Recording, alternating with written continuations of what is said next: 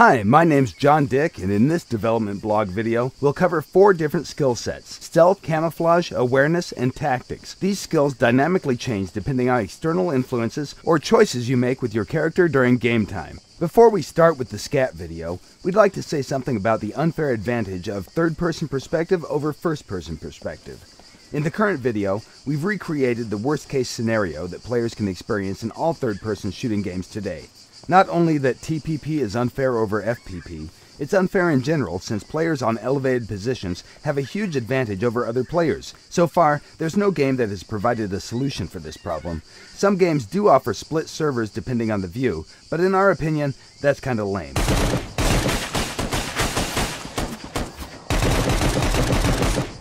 So, what exactly did we do to make things better?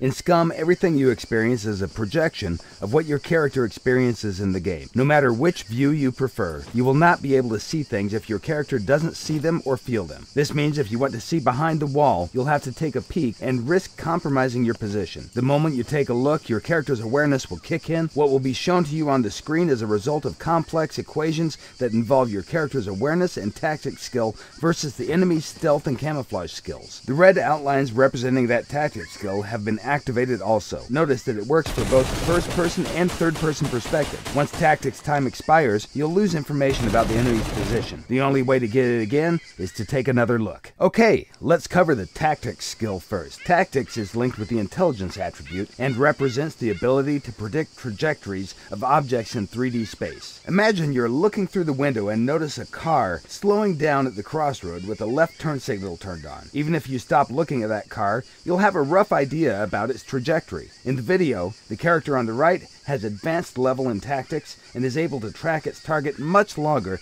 than the character on the left. Remember, tactics will not work if your target is in peripheral vision. It works only for central vision. Here you can see 3 players with 2 different awareness skill levels. While the first and third one are observing the surroundings more casually, the soldier in the middle has activated focus mode by holding down the right mouse button. The enemy soldier with the activated camouflage is sneaking directly towards them. The first character is what we call a trained observer. He has advanced awareness skill level and will notice the enemy almost immediately once he leaves the cover. The middle one with activated focus mode will notice the enemy a bit later. By being focused, your character is paying more attention, and that will give you a bonus to awareness's hotspot radius. The third soldier is the last to notice the enemy. As you train your characters to observe, hotspot radius will increase. Awareness skill will determine what is rendered and what isn't. And even if things are rendered, that doesn't mean that it will be easy to notice them. Well-camouflaged snipers can totally blend in with surroundings and become almost invisible. So, if focus mode is so great with the bonus multiplier, why shouldn't you use it all the time? The character on the right is using focus mode to observe the surroundings while jogging through the level.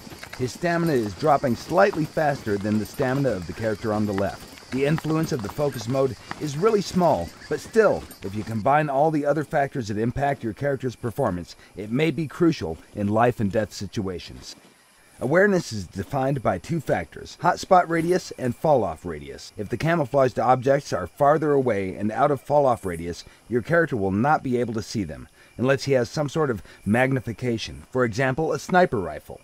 All magnifying devices automatically add bonuses to hotspot and fall-off, making it easier for you to notice things at higher distances. Looking through the scope also automatically activates the focus mode.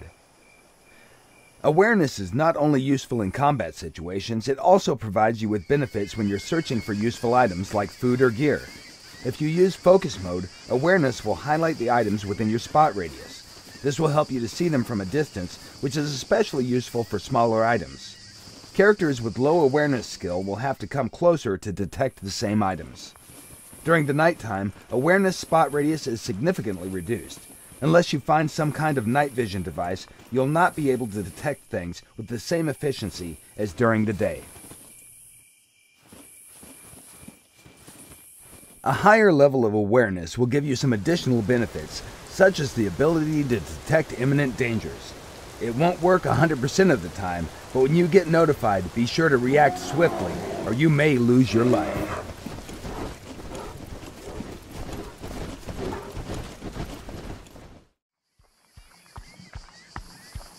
Okay, let's cover the stealth skill now. The stealth skill is linked with the dexterity attribute, but it also depends on other factors.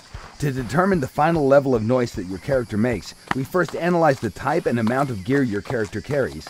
Then we take into consideration the movement and ground material type.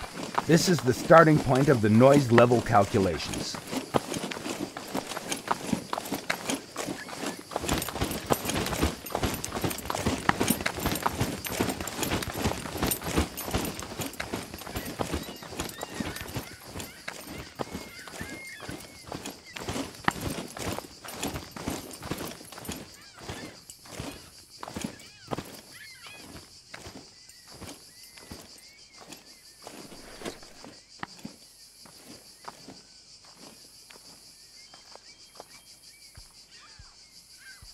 The next step is to factor in the overall weight of the character. Again, this system is fully dynamic, and it's linked directly with the character's metabolism. All things that influence body mass are taken into consideration, like fluid or food intake, for example.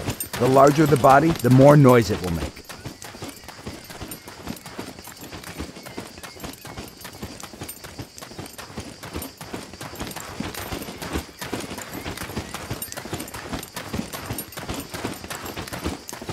Finally, the last thing taken into consideration is actual stealth skill level.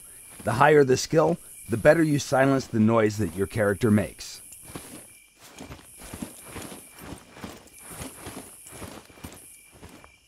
Modern gaming engines have many limitations. Don't you simply hate when you think that you're safely hidden far away in dense foliage just to realize that you stick out like a dog's balls? In SCUM, our methods allow players to be equally competitive regardless of the graphical settings they use to play the game.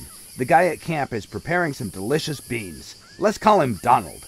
3 soldiers are approaching him over the hill. The left one, called Huey, is crawling through dense vegetation. The middle one, Dewey, is crouching his way towards the larger bush, and the right one is simply walking straight in the open like John Wayne in Sands of Iwo Jima. Let's address him as Louie. Notice that from the Donald's perspective, he only sees Louie. Dewey is well hidden in the bush, while Huey can't be seen because he's well camouflaged. On far distances, the game engine doesn't render foliage, yet still Huey is invisible until he decides to blow his cover simply by changing his stance. At that moment, his camouflage has been terminated and he becomes visible. The camouflage skill can only be activated in dense foliage when your character is prone and out of plain sight. Everything you just saw is still in development, but in short, these were the basics of SCAT skills. Thank you for watching, and be sure to follow us on Facebook, Twitter, and our development blog at www.scumgame.com. By the way, did you notice all 7 people in this scene? No? Congratulations! You just got wasted. Get good, scrub. Don't forget to check out our other SCUM videos for more features and general badassery. We'll see you next time.